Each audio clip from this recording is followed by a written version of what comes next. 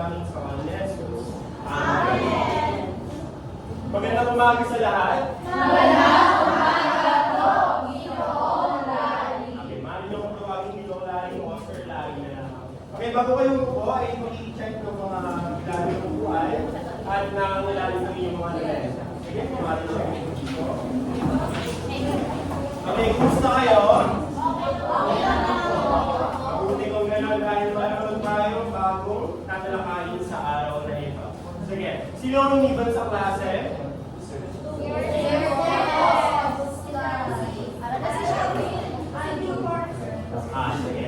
Maraming salamat. Okay, boses na mapagpalaya. Ngayon ay basahin natin ang ating mga alituntunin. Sige, pakibasa.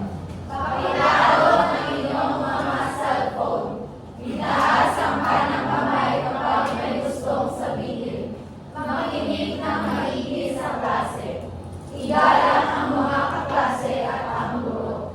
Huwag matakot sumubo. Okay, maliwanag ba? Malinaw ang ating alituntunin? Okay, maraming salamat. Pakinggan. Sino makapagbibigay ng recap tungkol sa ating tinalakay noong nakaraang araw? Sige, Ginong Marvin. Ang pinag-aralan ko ng kaparaan ay tungkol po sa persuasive speech. Maraming salamat. Tama naman, no? Ito ay tungkol sa talumpati. Sige, may tanong pa ba tungkol doon? Wala na. Sige. Dahil dyan, magkakaroon tayo ng malibagong gawain. Ayan. Ito ay pinamagataang hulaan mo ako. Ito ay parang for which one word lamang. No? Magbibigay ako ng apat na larawan at bigay niyo lamang ang iyong masagot. Last lamang ang kanyang kamay kapag gusto mo magsalita. Sige, para sa unang larawan. Sige, binibining an. Talumpati o pagkatalumpati, mahusay. Sige, magbigay ka ng numero from 1 to 6. Ayan, yan. 5. 1, 2, 3, 4, 5. At tayo dyan, meron kang Argentina.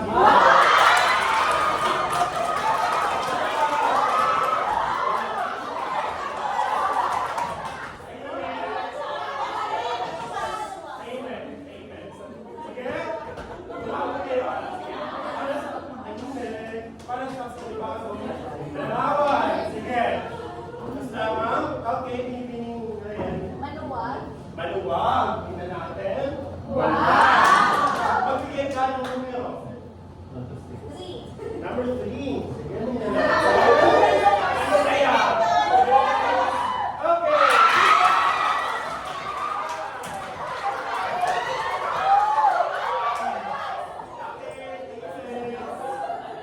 Okay.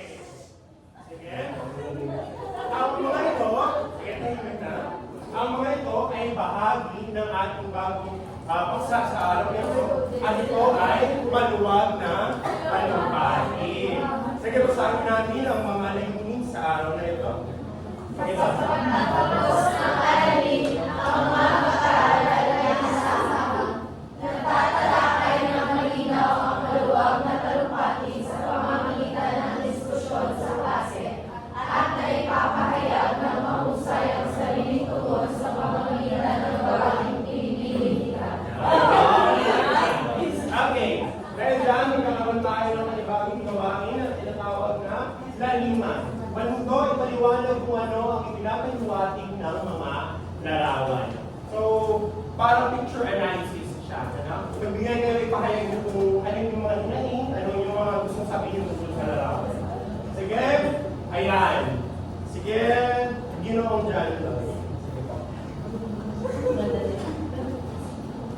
Sige, ito ay yung EDSA people power. Sige po. Sige, go. Based on the picture, I observed that it is one of the remarkable events in the Philippines, that is the protest during the EDSA revolution. And I think that that picture is a reminder for all of us to acknowledge those individuals who sacrificed for what and who we are today. Okay, maraming salamat. Sige, pumili ka ng number. Number 4. Number 4. Ayan.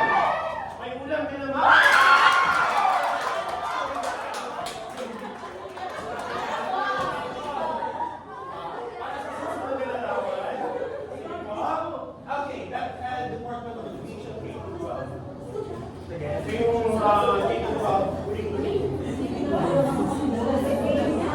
Sige po. Sige. Sige, binibili niya rin yan.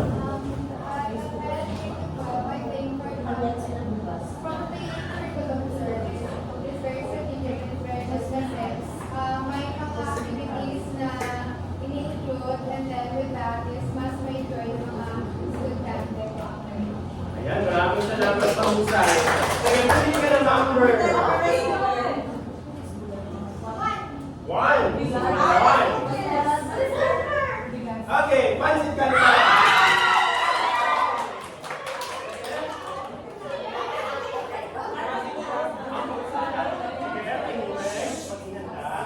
Ayan. Sige. Ang buksan natin ngayong araw ay tungkol sa maluwag na talumpati. So ano nga ba maluwag na talumpati? Ito ay ang perform sa harap ng entablado o sa harap ng maraming tao. Ito ay binibigyan ng oras, ng kaunting oras, upang maganda. Okay? Ito ay, ang pinagkaiba naman ito sa daging ang talumpati, ang nabigyan kasi is pagbigay ng question na ng paksa, ay magsasalita agad. Ito, bibigay muna, bibigyan ng dalawa or isang minuto, 30 seconds, may panahon pa para mahanap ng datos o i-conclude ang kanyang mga opinion o question. Okay, naman ba? Okay, sige. Ito ay mga gabay sa pagbigkas ng maluwag na talumpati. Una, magkaroon ng tiwala sa sarili. Bakit? Kasi mahalaga ang may kumpiyansa sa sarili upang mas maniwala sa iyo ang iyong mga audience. Okay? Pangalawa, mag-focus sa paksa. Huwag paligoy-ligoy kasi may time limit ang pag-perform ng maluwag na talumpati. At bumigas na maayos. Kasi anong silbi ng magandang mensahe kung hindi naman nauunawaan ng magla? Kaya dahil sa hindi malinaw na pagbigkas, huwag tayong matakot na ibuka ang ating mga bunganga. Okay? Malinaw? Malinaw ba ang ating paksa? Okay, sige. Susunod, mayroon tayong gawain. Okay, panahon to, ang mga mag-aaral ay itatayo at itatabi ang mga lamesa sa upuan at pagkatapos ay pumunta sa likuran. Mayroong paksang ibibigay sa inyong guro kung kayo ay sumasang-ayon ay pumunta sa bahaging may kulay asul at kung hindi naman sumasang-ayon ay pumunta sa bahaging may kulay dilaw. Pagkatapos ay may isang representante ng grupo na magbibigay ng kanyang maluwag na talumpati mula sa ideya ng kanyang mga pagrupo. Nakuha? Malinaw? Sige, gumalaw na. 5 seconds lang. 5, 4, 7, 8, 2, sige, pumunta sa tuhan. Sige po, sa tuhan.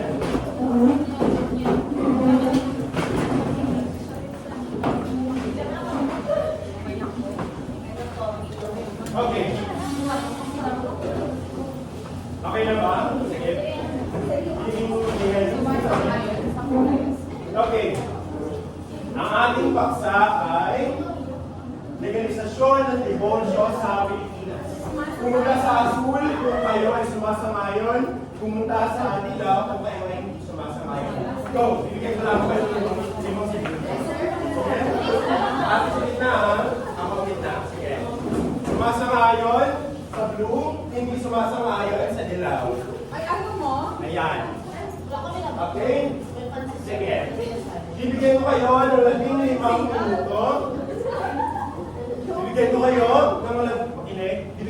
ng 15 segundo para mag-discuss at ibigay ng mga representative para magbahagi ng talumpati. Maningay, magbahagi ng talumpati dito sa harap. Okay, malinaw? Your time starts now.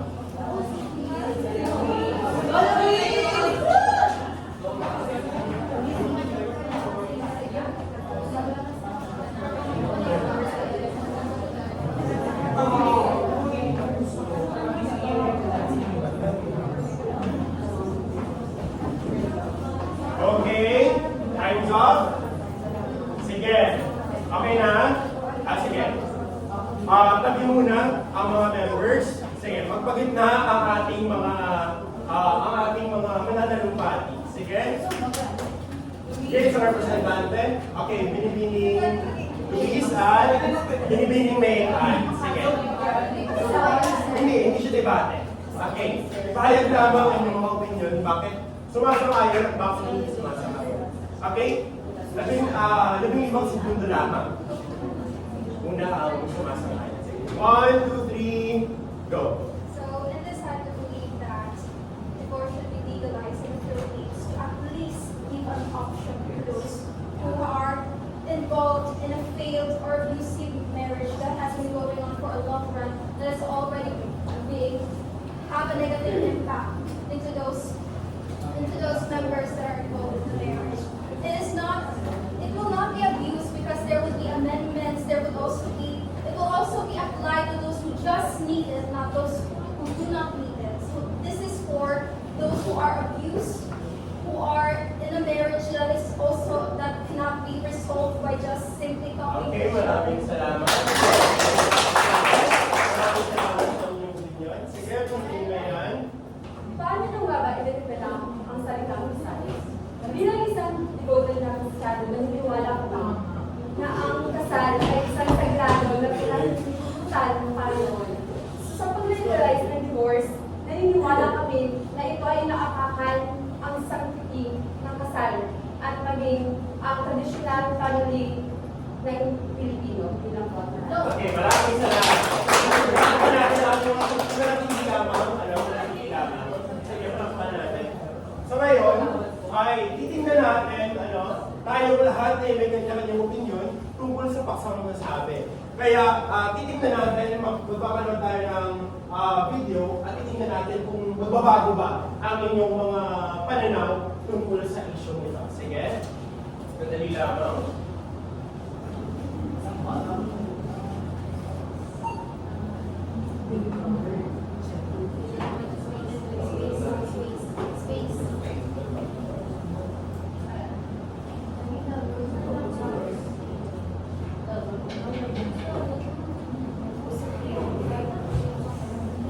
Madali lamang.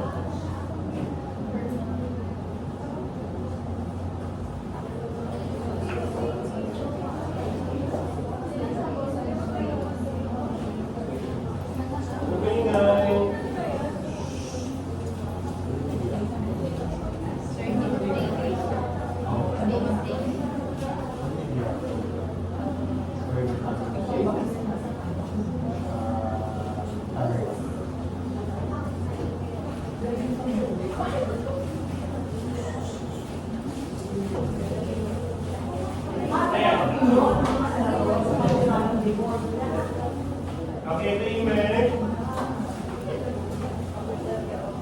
Huwag lang po tayo maningay. Pasensya po. Ayan. Sige. Happy ang opinyon ng mga senador sa kanukalang divorce bill batay sa survey ng ginawa ni Senador Jingo Estrada. Ang iba, wala pang opinyon at naaaralan nila ang panukala. Nakapunto si Mabundan. Kung pumasnak sa ikatlo at muling magbasa sa Kamara ang panukalang divorce, makapahabang proseso pa ang dadaan ng versyon ito sa Senado sa ngayon nasa Committee on Rules, Senate Bill 2023 on Dissolution of Marriage Act at hindi pa pinagdiliwatigan sa Senado. Ayon sa Senate President Pro Tempore Senador Jingo Estrada, nag-survey na sa mga kasamahang senador tungkol sa divorce bill.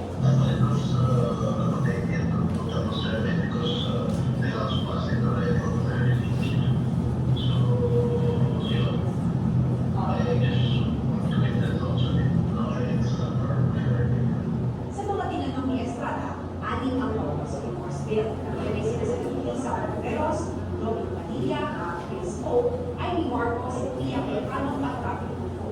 Lima naman ang kontra, sina Senate President Jesus Calero, Senador Jingo. Okay. Ayan ang video. Okay. Ito yung nagpapakita ng anim na sumasamayon at limang ang kontra. Sige. Ang rason ng ibang senador ay dahil sila ay katoliko, sila ay naniniwala sa marriage, sa sangkiling marriage. At ang iba naman ay naniniwala na kawawa ang iba sa na hindi makalaya. Okay? Sige, bibigyan ko kayo ng ibang segundo para lumipat, kung gusto nyo lumipat, kung nagbago bang yung pananaw. Sige, tatanungin. Sige. Okay, sige. Binibining Tebes. Bakit ka po nanatili? Sige. Nag-isip ako, sir, kasi, I don't ano po, sir, kasi para sa akin po, may sarili kayong opinion, at saka hindi po natin masisisi sa iba po, sir. At saka, binibigay ko po yung portion, sir, kasi po,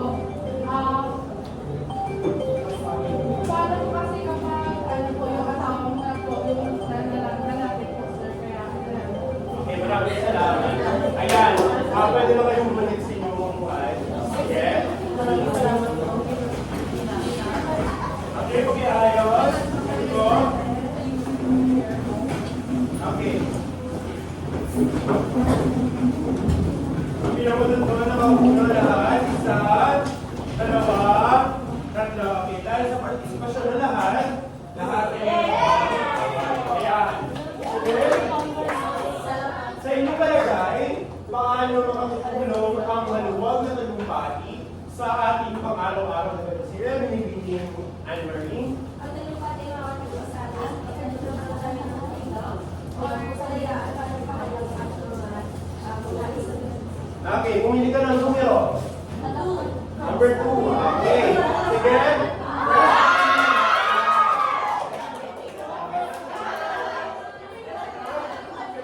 Ano ang maluwag na talumpati? Sige.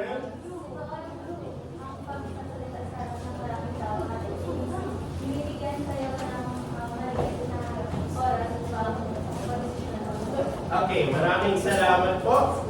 Kulay nga na ang talumpati ay mahalaga at ito ay ang magpapakayo ng sariling opinyon, damdamin sa kanila. Dahil wala na tayong oras, ay start ko na lamang ang ating pagsusubit sa sa GC.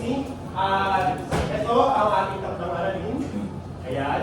Okay, tandaan, wala ka ng ibang katumbali bukod sa iyong sarili. Kaya, usahin mo lagi. Paalam sa lahat. Maraming salamat.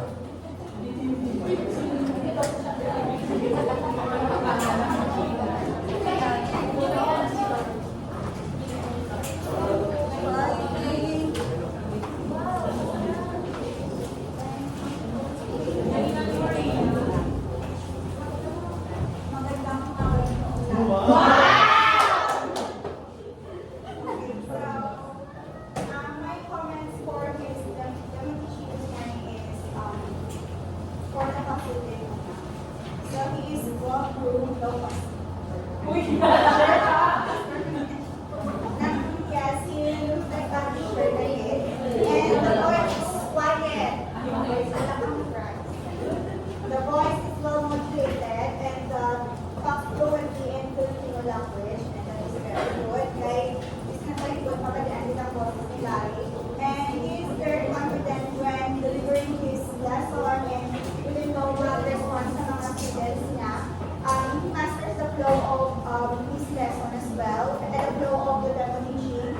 And Anne-Marie Warita, good job din siya sa paghahabas ng mga estudyante na makinig, tahimik, mga kusina. So, it's a good thing sa mga teachers, mga kusina. Tapos ay, and the visual aids are good as well. So, enhancing ay naman siya, encouraging sa mga students. And I don't have a question sa pero, ano lang, hindi siya malasa. Kamay ang pero very neat siya and pleasing for us. And, may clarification lang ako. Di ba maluwag na talumpati sa extemporary speech ko? Prepared speech, which is may time na mag-isip Ano siya? Mga 2 minutes or seconds, isa may time na ginagawa. So, and also, I don't see a value on your lesson plan. Wala siya sa value na kapag sa learning of the So, I just want to ask what is the value of the integration of your lesson. Wala din ako pero, dapat na iba yung integration ko.